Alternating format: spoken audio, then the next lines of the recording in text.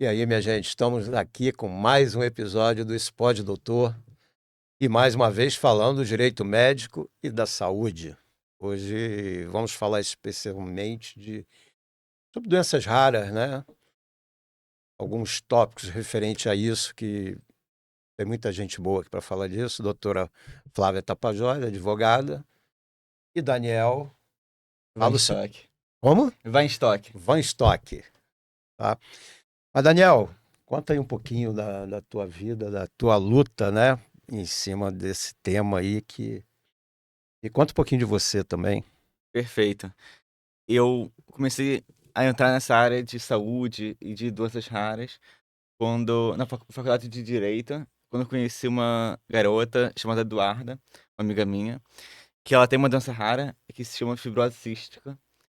E eu comecei a perceber os desafios que ela enfrentava no dia a dia, as barreiras que ela enfrentava no acesso à saúde. E eu percebia que pessoas com doenças raras, muito mais do que pacientes, né? São pessoas que têm projetos de vida lindos, têm histórias de vida. E muito mais do que o acesso à saúde, o direito à saúde, eles têm direito a uma vida digna. Têm direito a perseguir seus sonhos e a serem felizes. Então, acompanhando as dificuldades que o Eduardo enfrentava no dia a dia, eu comecei a me engajar nessa parte, nessa área de direito da saúde, com foco em doenças raras. Eu percebia, na época, uma carência muito grande de políticas públicas, de leis, de apoio a esses pacientes. Eu percebi que muitos dos pacientes que eu comecei a conversar e entender a história de vida deles enfrentavam desafios que iam muito além do acesso a medicamentos de alto custo ou acesso a diagnóstico. Por exemplo, eu conheci muitas mães que tinham filhos com doenças raras e eram mães sola, de baixa renda.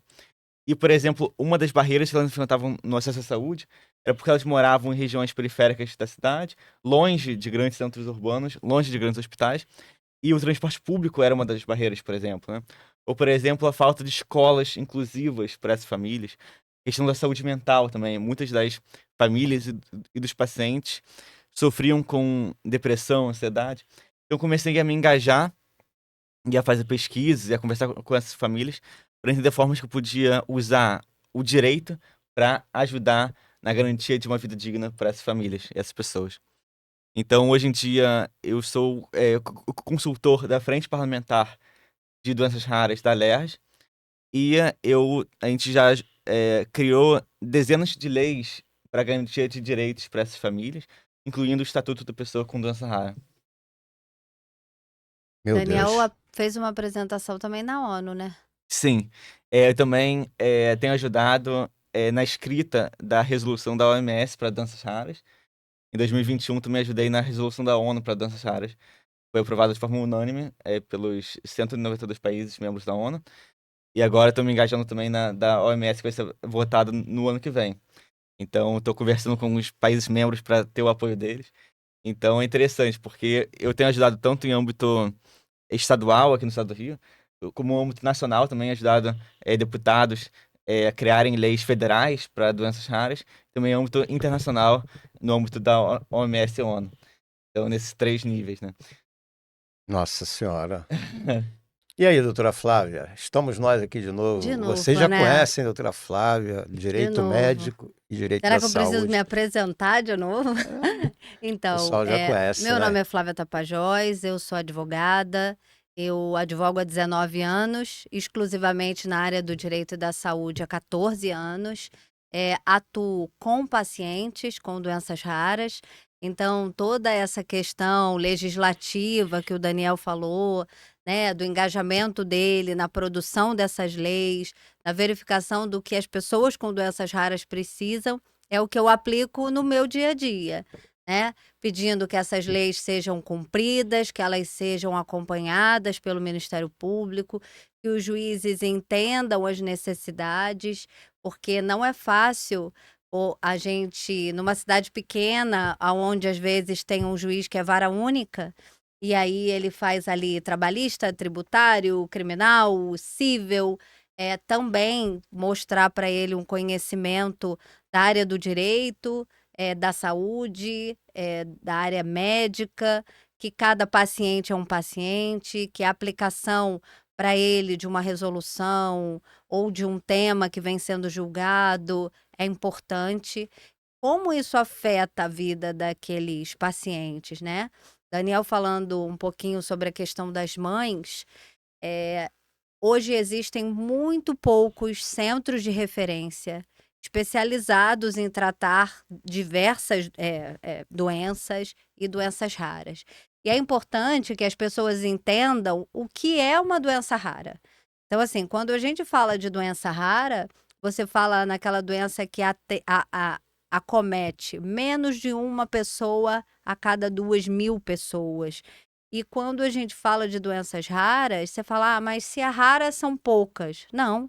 A gente tem hoje aí uma lista de 7.000, Achei que 8.000 ser rara é de doenças tratamento, raras. né? É raro é o tratamento, né, aqui nesse país. Pois é, Diferente a mas não isso. só aqui, né, Daniel? Não É, só não, aqui. e interessante que um dos lemas das pessoas que têm doenças raras, um dos logos, somos raros, mas somos muitos, né? Somos raros, mas somos muitos. E no Brasil Pô, existem legal. 13 milhões de pessoas que têm doenças raras.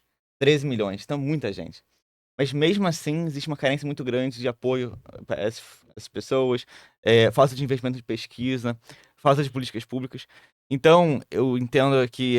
É, e outra coisa também, o direito à saúde é um direito de todos, né? E para todos. Então, não importa a raridade da doença, não importa a renda da pessoa, a pessoa ela tem um direito à saúde, né? É, então, é importante entender que doenças raras são sim uma questão de saúde pública, porque impactam 13 milhões de brasileiros, e é importante sim garantir leis que sejam eficazes, efetivas, garantir E que de fato consigam ser executadas, né? executadas. Cumpridas, porque não Não basta. adianta estar só no papel, né? Exatamente. Não, e essa coisa do centro de referência é muito importante também, Flávia. Existem 26 centros de referência no Brasil. Mas a grande questão é que eles estão Nos grandes nos grandes centros. centros urbanos e regiões, por exemplo, sul e sudeste. Então, existe uma carência muito grande de centros de referência na região nordeste e norte, por exemplo, do país, né? Então, garantir acesso, né? Não basta também existir grandes centros de referência em São Paulo se alguém que mora, por exemplo, na região norte e nordeste não tem acesso a esses grandes hospitais e centros de referência, né? Então, garantir acesso para todos. Isso é muito importante também. A gente fala, né? A nossa Constituição diz que a saúde é um direito de todos e um dever do Estado. Então, como a promoção dessa saúde vem sendo feita pelo Estado? Se eu não disponibilizo um transporte, por exemplo, para que um paciente venha do norte, nordeste para o sul, sudeste, para fazer um tratamento, eu não estou dando a ele a dignidade e o direito à saúde, eu não estou dando a ele o acesso à saúde. E quando a gente fala dessa questão dos centros de referência, as doenças raras, como o Daniel falou, no Brasil a gente tem hoje em torno de 13 milhões de pessoas com doenças raras. E sendo elas 7.000 ou 8.000, existem ainda as variações de cada uma das doenças. E a gente fala que 80% das doenças raras, elas são genéticas. Então, hoje é difícil um médico sair da faculdade falando assim, eu vou ser geneticista. Porque não é uma especialidade muito comum. Então, hoje, quando você vai fazer um estudo genético, eu acho que até pela questão financeira ou pelo próprio Brasil não ser um incentivador de pesquisa e daquele profissional ter uma possibilidade financeira não muito vasta, ele acaba indo para fora do Brasil, ele acaba indo fazer especialização fora, ou ele acaba mudando de área. Porque hoje, se você fala assim, quantos cardiologistas você conhece? 2, 3, pediatra, mas geneticistas. Porque o estudo hoje de uma doença rara, ela demanda um tempo muito longo, seja do estudo da própria doença, do estudo do medicamento, a pesquisa daquele medicamento ou daquele tratamento. Então, não é raro a gente ver pessoas que acabam falecendo sem saber o seu diagnóstico. A média de tempo para um diagnóstico de doença rara, ele leva ali de 2 a 5 anos. Então, às vezes a pessoa que está ali sofrendo, ou aquela família que está sofrendo, quando ele recebe um diagnóstico, mesmo sendo ele de uma doença rara, muitas vezes incurável, ou na maioria das vezes de difícil tratamento, ainda assim é um alívio, porque agora ele fala, ó, agora eu sei o que eu posso tratar, o que eu estou procurando, quem eu devo buscar, o que não é fácil. Então, a minha luta é com relação às mães dos pacientes, porque eu atendo muito criança. Então, essas crianças geralmente são crianças que ficam internadas 5 anos, 8 anos, 2 anos. São crianças de longa internação que esses pais, pai ou mãe ou avó ou tios, acabam morando no hospital. Então, muitas vezes perdem seus empregos, perdem suas famílias, casais se separam, outras crianças, filhos daquele casal, passam a ser criados pela avó, pela tia, pela mãe, porque essa mãe está no hospital. E às vezes eu falo: olha, consegui o home care, vamos para casa, vamos com a criança. Ela fala: doutora, mas eu não tenho mais para onde ir, porque eu não tenho casa. Eu perdi o emprego porque eu estou no hospital e é melhor eu ficar aqui, porque aqui eu posso comer, aqui eu posso dormir. Então, é uma situação muito delicada, né, Daniel? Que se a gente vê isso com muita intensidade no Sudeste, Rio, São Paulo, Espírito Santo, Minas, como não é isso no Nordeste? Como não é isso na região Norte, aonde esses hospitais que vão tratar, muitas vezes vão tratar sintomas, eles não vão tratar doença. Então, eu acho que o que o Daniel vem fazendo junto à Frente Parlamentar, que foi criada aqui no Rio de Janeiro, de levar a conscientização de que os raros são raros, mas são muitos, e que às vezes a falta de um medicamento que custa alguns centavos vai interferir no tratamento todo daquela pessoa, faz muita diferença. E como embutir essa informação dentro da cabeça de juízes, de desembargadores, das pessoas que de fato julgam aquilo e aplicar multas ou exigir que o poder público de fato faça alguma coisa é importante, né, Daniel? Exato. Mas existem os dois casos, né? Existem os casos que de fato. Não, eu acho que o diagnóstico precoce de fato é muito importante, né? Cerca de 30% das crianças que têm doenças raras morrem antes dos 5 anos de idade. Porque, de fato, são doenças que matam muito rápido. Então, por isso que o diagnóstico precoce, o teste do pezinho, são muito importantes. Porque aos 8 dias de vida, você faz o teste do pezinho, você consegue Diagnosticar ver muita coisa, né? 52 doenças. Então, assim, raras. Então, é muito importante. E quando você começa de forma precoce isso, né, dando atenção integral à saúde de forma precoce, isso é muito importante. E a longo prazo você diminui os riscos da evolução da doença e de precisar de remédios que são de alto custo. Mas E diminui o custo do tratamento também, tratando precocemente, exatamente, né? exatamente. Mas o custo das doenças raras também eu acho que é um tema importante de falar, né? Porque a gente sempre vê na mídia, por exemplo, que remédios para doenças raras como o Zolgensma, por exemplo, para AME, atrofia muscular espinhal, custam 3 O milhões de reais. Elevide. Não, custam 3 milhões de reais, por exemplo. E não é apenas esse remédio. Existem vários outros remédios para doenças raras, por serem, e são chamados de remédios órfãos, porque são os únicos que existem para aquela doença. Tem um custo elevadíssimo, né? Milhões de reais. E é um desafio de saúde pública isso. Como, ao mesmo tempo, garantir a sustentabilidade do orçamento público, do SUS, em âmbito financeiro, e garantir o acesso à saúde de qualidade para pessoas que precisam, que são de baixa renda, que dependem do SUS e têm doenças raras. E é um desafio muito grande, né?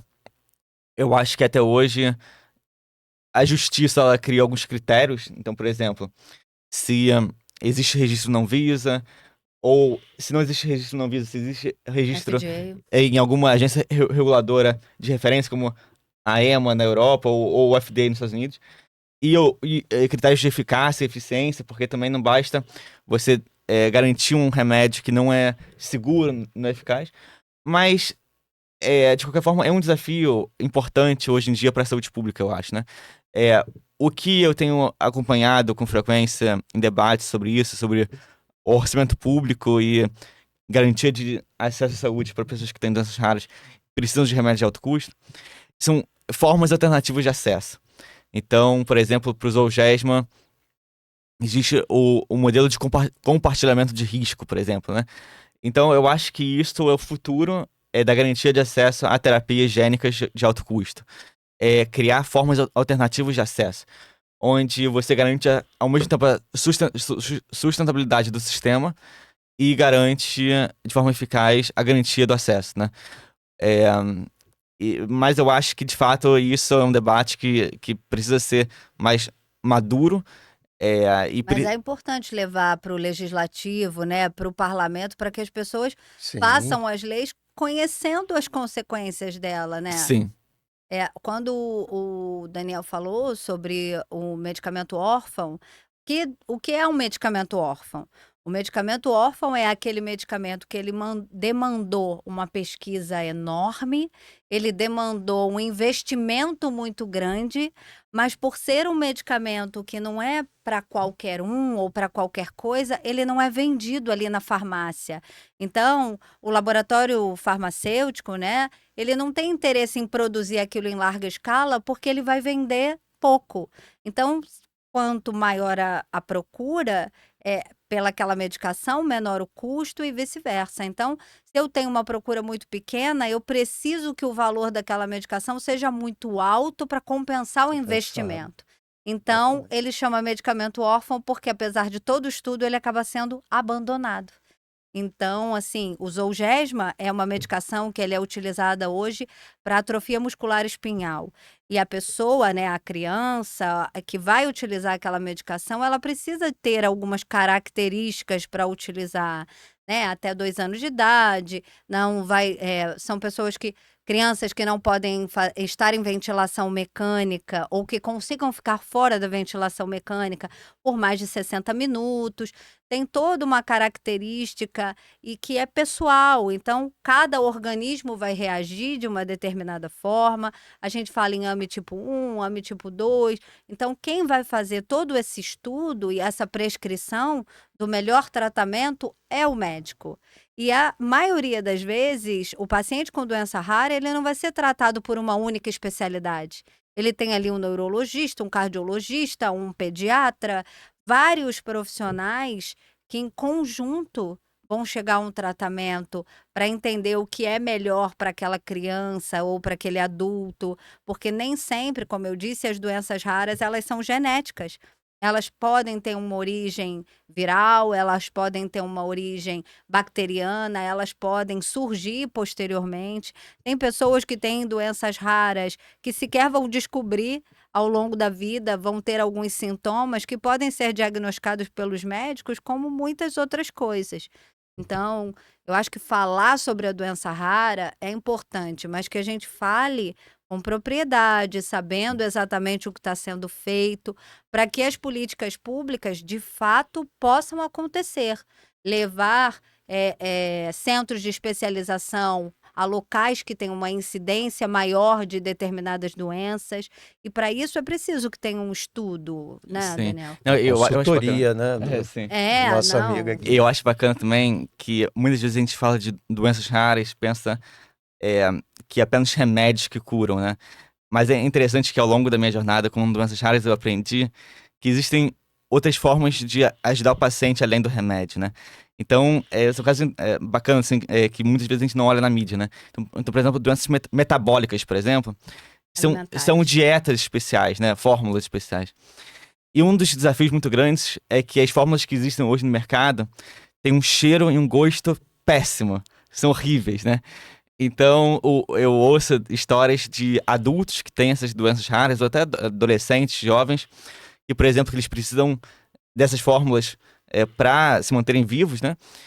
E eles abrem na faculdade, ou na escola, ou no trabalho, essa Ninguém quer fórmula. ficar nem perto. E o cheiro horrível. E um gosto horrível também. Então, criar fórmulas que tenham, enfim, um gosto, um cheiro melhor. Mas não só isso, garantir acesso a essas fórmulas, né? Uma dieta especial hipoproteica, né?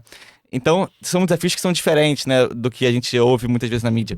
E você falou da saúde mental também, saúde né? mental é muito Da importante. família, principalmente, que vai cuidar daquele paciente, porque na maioria das vezes, a mãe, ou o pai, ou o avô não sabe como agir.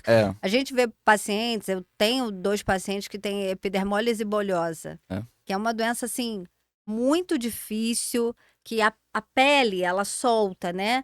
Então, assim, a mãe fica com muito receio de cuidar, o pai. É igual Então, aquela assim, desse garoto do Do Vasco. Gui, o Gui. é, o Do Gui. Gui. É, do Gui. É.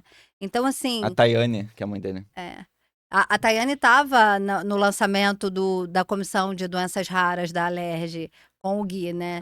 Então, assim, eu acho que mostrar à sociedade qual é a realidade dessas famílias, como o Daniel falou, que é tratar o emocional da criança, do pai, da mãe. E quem é que vai dar essa assistência psicológica? Porque não é só o remédio, não é só a alimentação, não é só o médico, é um grupo, né? É multidisciplinar, é fisioterapeuta, é fonoaudiólogo, às vezes a terapia ocupacional, porque muitas crianças não conseguem ir para a escola. Mas como dar o acesso? Do mesmo jeito que a saúde é um direito de todos e o Estado tem que garantir, a educação também. Sim. Então, como levar a educação para essas crianças? O que a lei, o que o direito, o que o Ministério Público, que é o fiscal da lei, o garantidor das garantias fundamentais, deve e pode fazer para que essas crianças ou adultos, de fato, tenham seus direitos respeitados? Não, isso é super importante. Inclusive, esse caso de pessoas, pacientes que moram em hospitais, entre aspas, né? Eu conheci recentemente uma garota que está há 5 anos no IFF, né? Fernandes Figueiras. E, de fato, ela passa o dia todo lá e ela não tem acesso a... Então, assim, ela já tem, eu acho que 11 anos de idade e ela não sabe ler e escrever, por exemplo, né? Porque ela ficou 5 anos sem ter o acesso à escola, né? Porque ela mora no hospital. Então, eu acho que isso é muito importante, Como garantir Flávia. uma lei para que essas pessoas possam ter o estudo no hospital? Exato, olhar... Exato, em métodos que são criativos, que são, né, que fogem um pouco do modelo de escola, de ir até a escola, é um âmbito físico, mas talvez dar aulas online a essas famílias, esses pacientes, né? Ou pensar meios que são eficazes, que são baratos, acessíveis e que garantam de forma eficaz a garantia de direitos, seja educação, seja saúde mental, seja da saúde, às pessoas, né? Porque não basta olhar a saúde como apenas ausência de doenças, né? Saúde é muito mais do que ausência de doença. Saúde, a própria Organização Mundial da Saúde coloca dessa forma, saúde é um né? estado de bem-estar físico, mental, social, né? Então, olhar que o que Já ouvi falar isso aqui nessa mesa. Então, Alexandre. eu disse no início, né, aqui da minha fala, enxergar o paciente muito além do paciente, enxergar ele como uma pessoa, um ser humano, né, que tem sonhos, tem projetos de vida, tem histórias de vida, tem aspirações, e ajudar ele a alcançar esses sonhos, né? E não apenas curar doenças, né? E enxergar ele muito além da doença dele, né? Inclusive, porque muitas vezes as doenças são incuráveis, não existe cura, né? Apenas 4% das doenças raras tem um remédio eficaz, né? Tem quase que uma cura. Mas o resto não tem. Então são doenças crônicas, complexas e raras, sem cura. Então, como lidar com isso? lidar com isso e garantir acesso a uma vida digna a essas pessoas, né? Seja no âmbito escolar, seja no trabalho, seja na vida mesmo, né? Então, criar formas em que a gente acolha essa pessoa e não exclua ela. Não, e essas pessoas, elas produzem, né? São pessoas, como o Daniel falou. A gente tem aí a Alice, que tem AME, e ela hoje vem correndo o Brasil todo falando sobre a doença dela, sobre acessibilidade, porque acessibilidade para pessoas com doenças raras ou para pessoas com deficiência não é eu colocar uma rampa na entrada de um restaurante, é eu não ter uma maçaneta redonda, por exemplo, que aquela pessoa não consegue girar. Você ter um cardápio acessível, ou você ter uma cadeira que a sua cadeira de rodas, uma mesa que a sua cadeira de rodas possa entrar abaixo dela. Não adianta eu ter uma rampa para um restaurante e a minha cadeira não conseguir passar entre as mesas. Então, assim, acessibilidade é muito mais do que simplesmente você conseguir entrar num lugar ou entrar num ônibus que desce, né, aquela elevação para o ônibus. Então, assim, tem muitas coisas que podem facilitar a vida das pessoas. E a gente só observa isso quando a gente precisa. A minha mãe fez uma cirurgia um tempo atrás e ela precisou, durante um tempo, utilizar a cadeira de rodas. Como as calçadas são impróprias para uma cadeira de roda ou para um carrinho de neném, ou para um idoso que precisa usar um andador, uma muleta, uma bengala, né? Aquela calçada tátil, ela já é lei no país inteiro e a maioria das cidades ainda não se adaptou a uma coisa que deveria ser básica, simples, tá? Existem leis, por exemplo, que permitem que um paciente autista ou a mãe com um paciente autista, que ela tenha prioridade de atendimento num caixa de supermercado, num banco, num restaurante. Então, assim, nem todas as doenças raras transformam o paciente em pessoas com deficiência, mas algumas deficiências incapacitam as pessoas de ter as atividades do dia a dia, de ter acesso a algumas coisas, a pegar algo numa prateleira, ao ir ao banco e ter a sua autonomia de fazer as coisas sozinho de fato garantido. Porque nem todas as pessoas com deficiência ou pacientes raros vão precisar ter alguém ali do seu lado o tempo todo. E se não precisarem, que eles possam ter acesso. E são as leis, essas pessoas que estudam, como o Daniel e como outros, que fazem essas propostas para que elas de fato sejam ouvidas, entendidas e tenham os seus direitos garantidos. Porque a gente às vezes só conhece quando escuta ou quando vê a realidade do outro. Não, isso é muito importante, Flávia. O meu papel na Alerj, muito mais do que dar voz, é dar ouvidos, né? Escutar as pessoas. Escutar quais são as necessidades reais delas, que elas enfrentam no dia a dia, quais são as barreiras que elas enfrentam e quais são as propostas que elas têm para criar. Solucionar, né? Exato. Às vezes parece tão simples pra para quem não inclusão. sente, né? Exato. E muitas vezes as propostas de leis, ou enfim, que elas dão são coisas simples. São acessíveis, são baratas, são eficazes.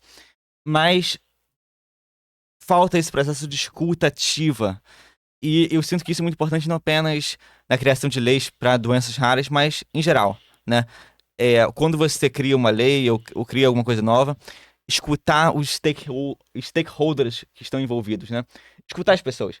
Porque apenas com essa escuta ativa, com essa empatia, com esse olhar atento, dando ouvidos a elas, você consegue entender a realidade delas e receber e, de fato, criar leis que são eficazes, que são Executáveis, né? efetivas.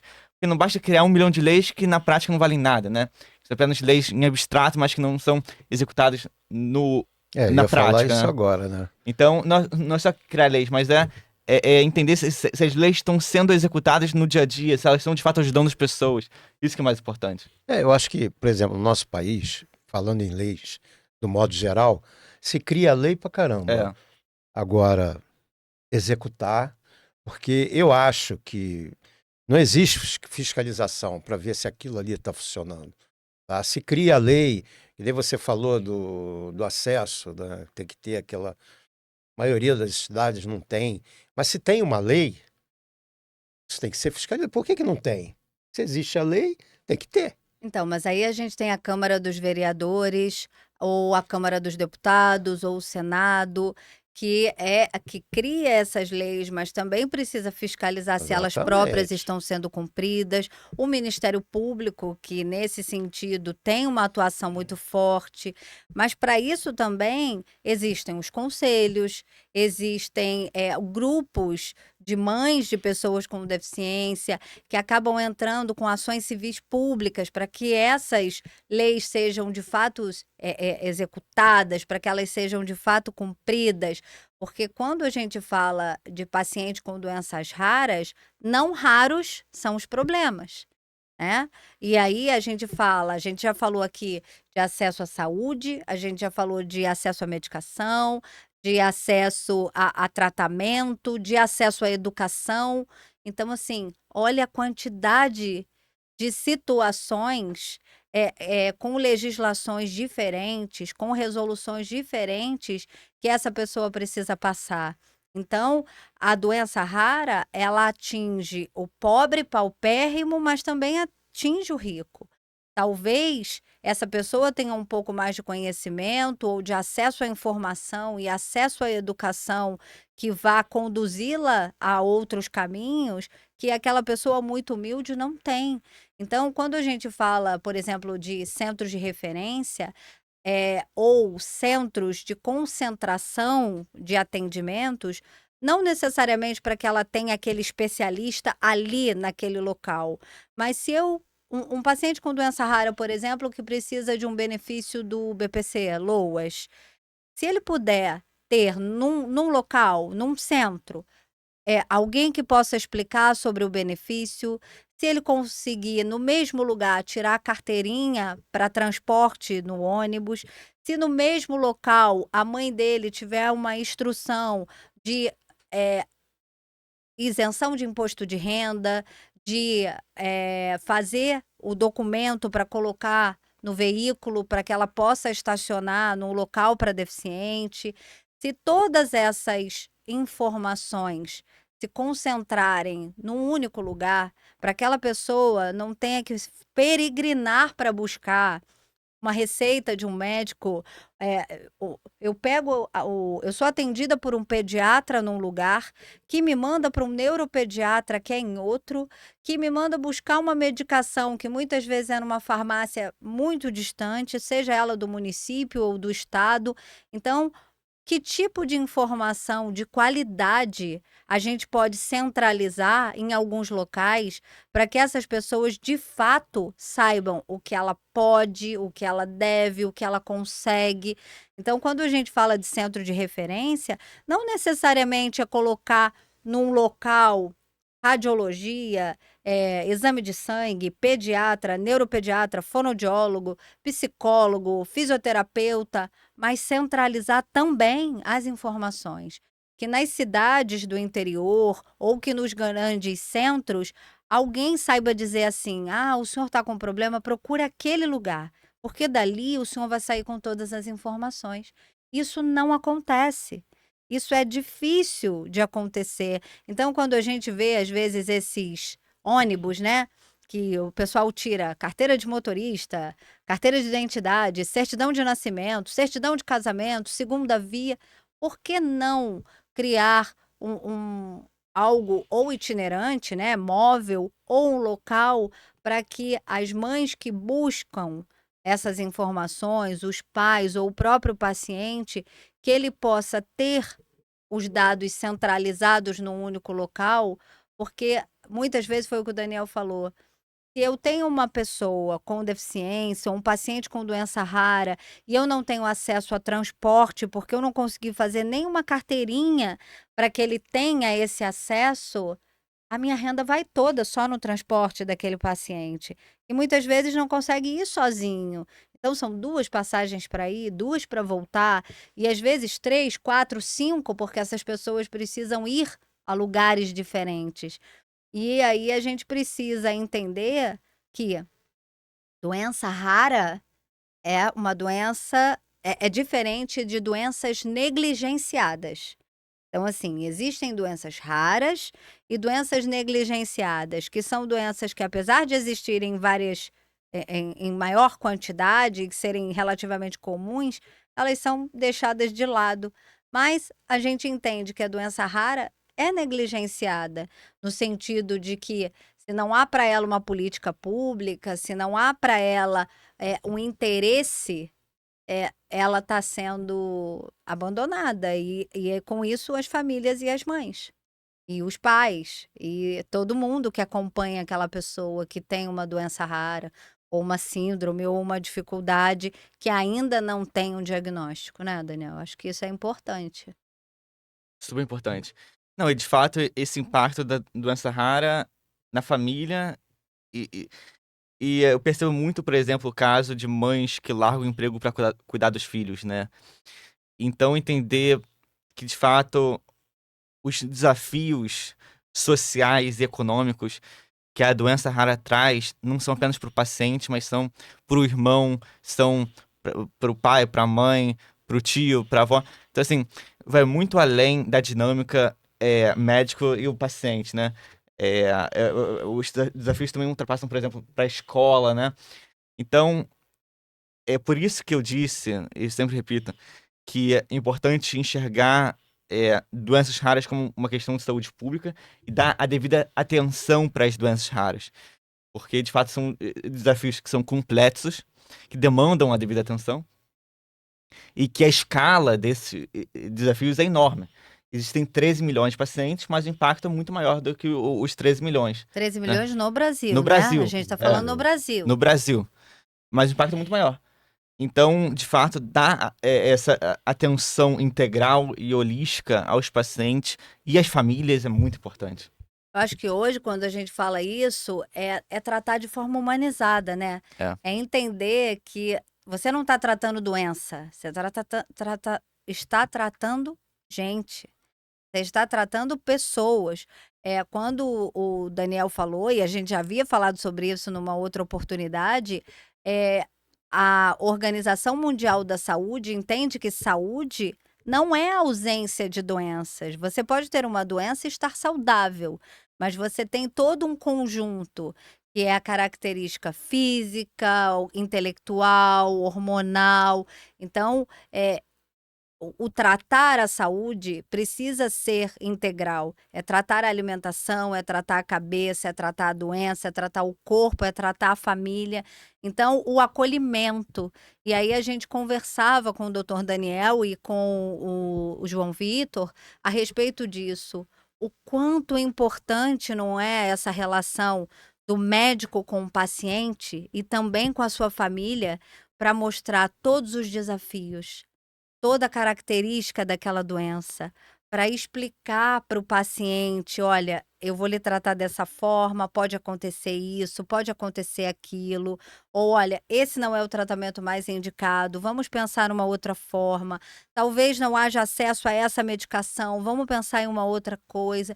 E enquanto isso, não largar o paciente sem tratamento, mas usar alternativas que sejam acessíveis para a mãe, para a família, para que aquela pessoa continue vivendo em sociedade, indo à escola ou tendo os amigos próximos. E aí a gente não fala só de criança, mas também fala de idosos, fala de pessoas adultas que já têm uma história de vida, que já têm ali um entendimento do que é a vida, das dificuldades. Muitos pacientes raros acabam sendo tratados de forma paliativa, com cuidados paliativos, porque não há cura, porque não tem um tratamento de fato eficaz. Então, você não vai tratar a doença, você vai tratar sintomas, mas como fazer aquilo de uma forma mais humanizada, mais carinhosa, né, Daniel? Acho que isso é importante. Eu acho que, de fato, esse ser empático com o outro, ser humanizado com o outro é muito importante mesmo. E eu acho que é isso que cura, sabe? Muitas vezes a gente pensa que o remédio que cura, mas não. De fato, esse ouvido atento, essa escuta ativa, esse olhar, de fato, de você dar uma atenção e um apoio, um suporte à pessoa, né? Porque muitas vezes são doenças crônicas sem cura, raras, que não existe um remédio eficaz. A Então, cura nem sempre vai ser física, né? Pode ser exatamente, emocional. exatamente. Então, às vezes, esse consolo à família e ao paciente, esse suporte integral, não importa se existe uma cura física ou não, se existe um remédio eficaz ou não, mas muitas vezes essa cura é a cura interna, né? É a cura emocional, né? É a cura não apenas de sintomas de doença, mas uma cura de fato de mostrar É que acolhida, a né? vida é efêmera e que a gente deu o nosso melhor, mas que o mais importante da vida é estar próximo das pessoas que você ama, né? E dar valor à vida e ser grato por estar vivo, né? Então, muitas vezes, existe uma outra ideia de vida, né? Muito maior do que a ideia de uma vida física, né? Às vezes, é, é, se a gente mostra a pessoa que tem doença rara, que muitas vezes a vida dela vai ser curta, vai ser efêmera, mas ela pode viver esses Intensamente. curtos meses de vida de forma amando o próximo e se amando e estando com as pessoas que ela gosta, com a família dela, isso já vale muito, né? Isso já é uma cura, né? Então acho que isso é muito importante. Com certeza. Eu estava pensando aqui, falando do modo geral, não só de doenças raras. Às vezes você vai numa clínica dessa da família, que eu tive parente meu que foi, e eu acompanhei e tal, e as pessoas também te atendem de uma maneira que a falta de humanidade já começa ali, né? Que não te dá orientação nenhuma. Ah, você pode procurar tal lugar, você. Eu já vi isso várias vezes, Mas às entendeu? vezes isso é falta de capacitação, de Pois é, treinamento. exatamente. Porque se contrata qualquer pessoa, né?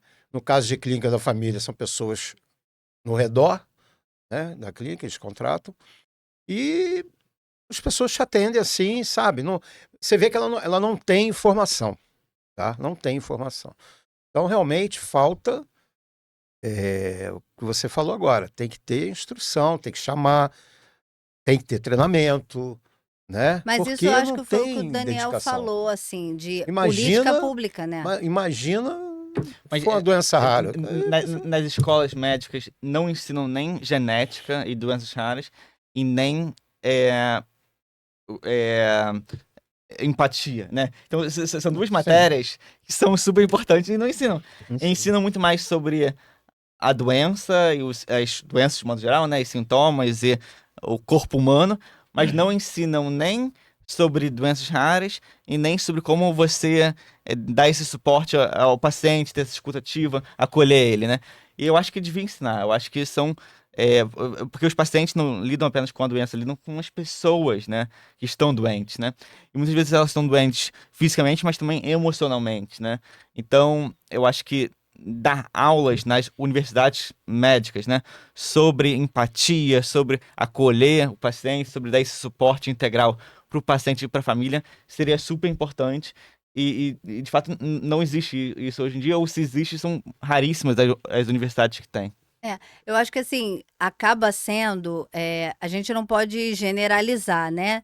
Porque hoje a gente tem muitos médicos de excelência, que não são tão simpáticos ou tão empáticos, e a gente tem outros médicos que acabam que pelo carinho, pelo apego ao paciente, que é essa relação que você traz lá de trás ainda do médico Médico da da família. família, isso transforma a vida das pessoas. Então, eu acho que a capacitação, seja do atendente ali do postinho, a secretária do postinho, ou de uma clínica, ou de um grande hospital, você começa ali. Porque, na verdade, você é uma doença, né? Você busca o acolhimento. Então, quando ninguém vai ao médico para bater papo, e às vezes vai também, né? Às vezes ele só quer falar, doutor, eu tô sentindo isso. Ele quer desabafar, ele quer ter alguém que ouça e que converse com ele. Foi o que o Daniel falou. Muitas vezes o sintoma ou a cura, ela é emocional, porque existem doenças, por exemplo, que são doenças psicossomáticas, que o seu emocional, a sua capacidade de lidar com aquilo vai interferir no seu tratamento.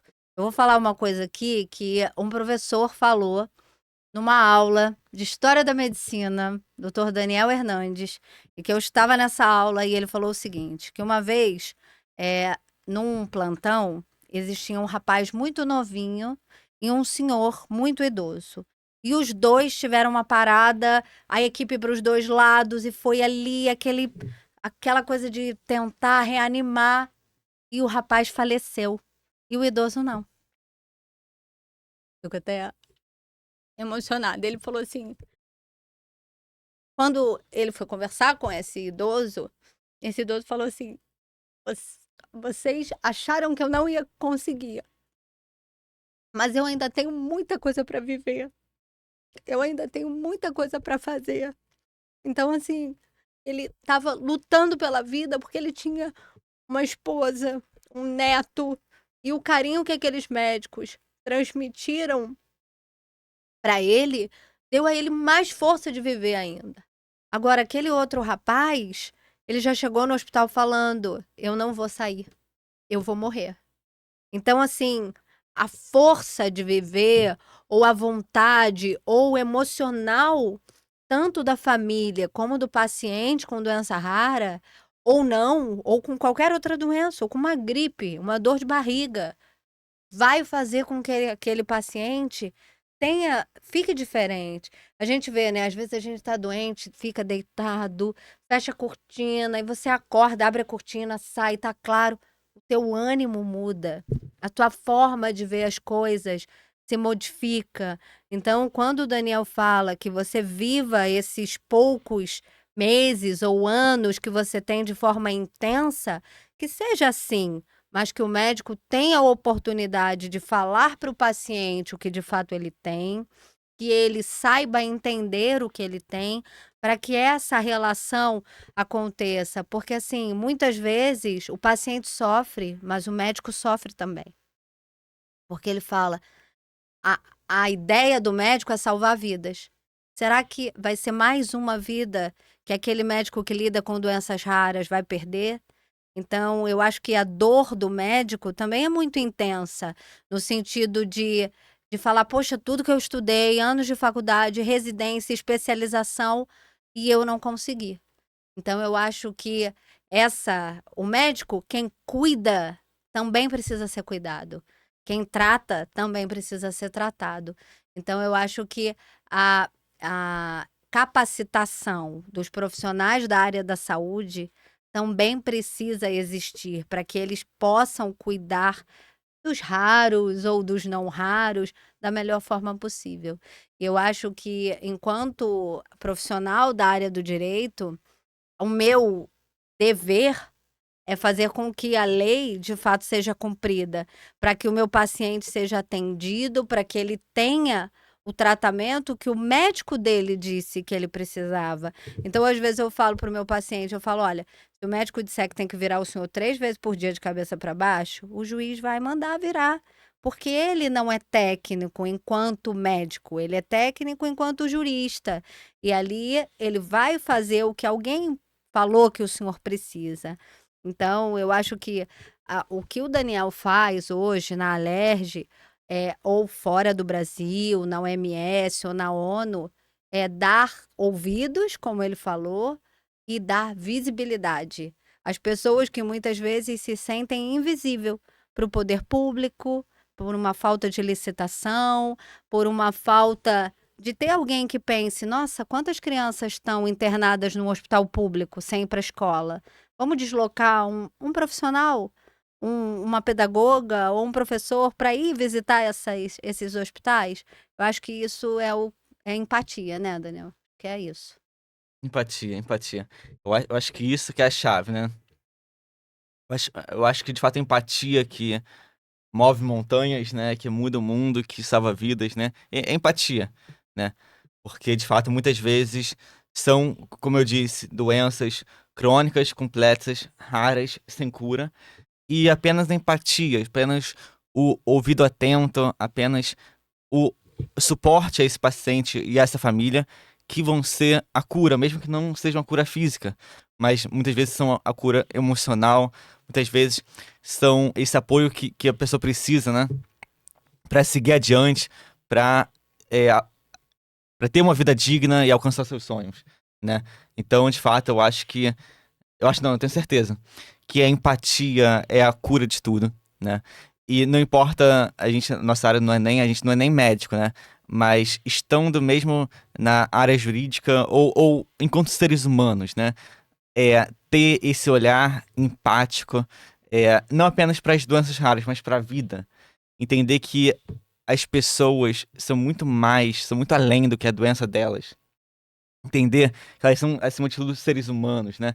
Existe uma frase do Jung que eu gosto muito que diz o seguinte: conheça todas as técnicas, domine todas as teorias, mas quando você tocar uma outra alma humana, seja apenas uma alma humana. Então é sobre isso, né? Sobre ter empatia, ter uma escuta atenta e dar o suporte que for para esse paciente, mesmo que não for dando o remédio que ele precisa, porque muitas vezes não existe remédio, ou muitas vezes é um custo altíssimo. Mas só dando esse suporte, dizendo para ele: eu estou aqui para te ajudar, não importa o que, enfim, o que for, não importa a doença que você tem, eu tô aqui para do seu lado, ajudando você, apoiando você, escutando você, entendendo que as suas dores importam e a sua vida importa. Isso já muda o mundo. Isso já é muito importante. Nossa.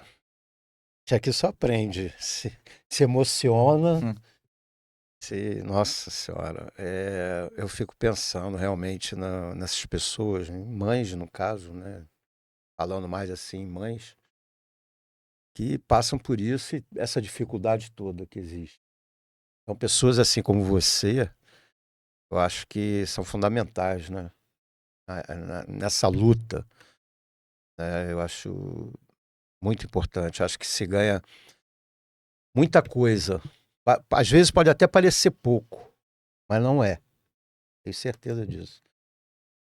Parece, à vista de muita gente, parece pouco, mas não é, né? Porque às vezes eu acredito que a luta, às vezes, para conseguir uma coisa, deve ser uma luta enorme, né? Conversa com um, conversa com outro, escuta o outro, vai ali, vai cá, vai lá fora, volta, né? Tudo isso para conseguir, né? Então, pô, acho muito legal, cara. Acho um trabalho excelente de humanização mesmo. E é isso, gente. A gente está chegando ao final de mais um Isso Pode, Doutor. Com bastante lição de vida, né? Mas está conseguindo, né? Com muito trabalho se consegue as coisas. Porque nesse país é só com muito trabalho, correndo bastante atrás para conseguir. Empenho, né? Tem que ter empenho. Né? Mas é isso aí. Eu queria que você fizesse falasse a tua mídia também, que muita gente deve estar querendo falar com você depois de te ver aqui. O meu e-mail é Daniel Weinstock,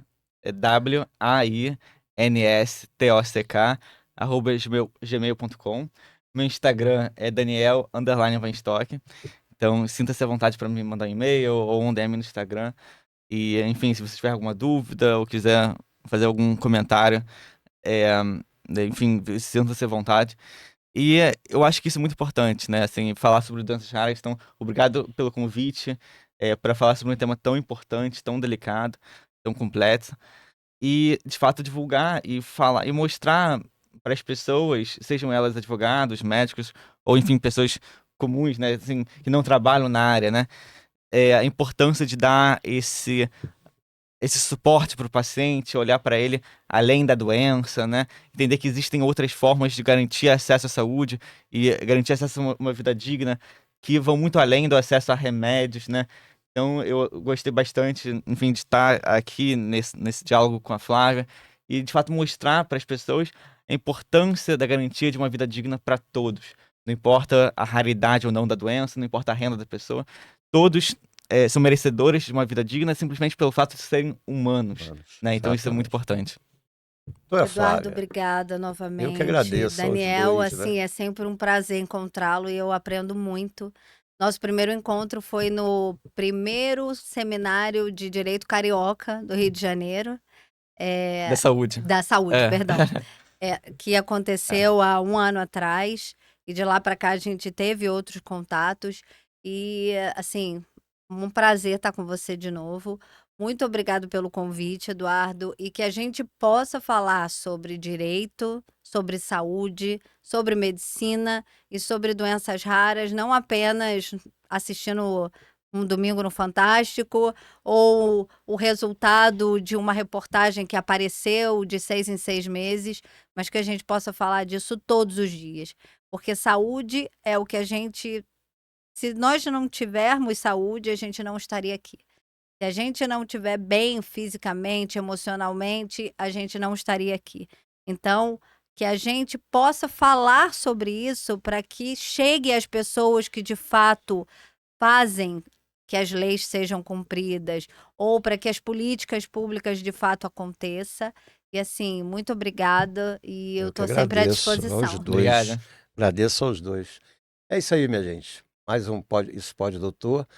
E você aí, trabalha numa recepção do hospital, numa clínica da família.